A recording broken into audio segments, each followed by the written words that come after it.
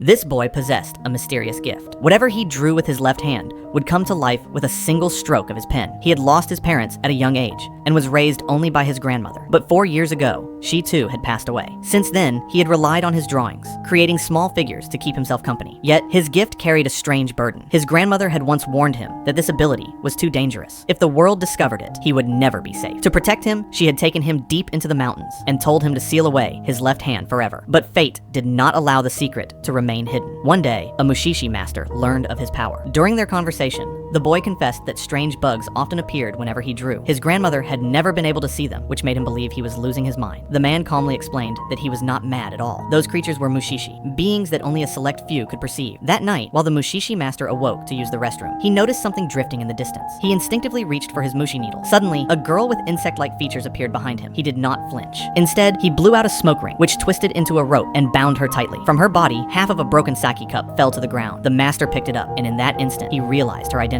She was the spirit of the boy's grandmother, looking young because she too had once gained the power of the mushi. The missing half of the cup explained why her form was incomplete. The master told her that he could restore her if she chose to cooperate. The following morning, the Mushishi master explained everything to the boy. He said that there existed a phenomenon known as a mushi banquet. Sometimes mushi would take human form and host feasts. Guests at these gatherings were given a sack cup, but if one drank from it, the rules of life itself dissolved, turning the drinker into a mushi, a permanent resident of their world. The boy learned that his grandmother's banquet had been interrupted. Only half of her returned home, while the other half remained trapped in the mushi world, leaving her caught between two realities. From then on, she had silently watched over him. The boy finally understood why even he could not see her before. Because she was not fully mushi. The master explained that if the boy used his gift to recreate the missing half of the cup, she could be whole again. Driven by love and memory, the boy began to paint. When the cup appeared, it split in two, every crack and every color identical to the original. The Mushishi master carefully joined the two halves together, and in that moment, a miracle occurred. Golden light poured from the cup. The master offered it to the grandmother's spirit. As she drank, her form grew clearer, her body becoming whole once more. The remaining golden sake was then handed to the boy. The moment it touched his lips, visions filled his mind. He saw fragments of his grandmother's past at the banquet. She had been unable to control her body, walking alongside the other mushi deeper into the forest. There, she had witnessed the golden sack presented before her. Wherever it touched the ground, life blossomed. Wherever it did not, the earth withered. It was the very water of life.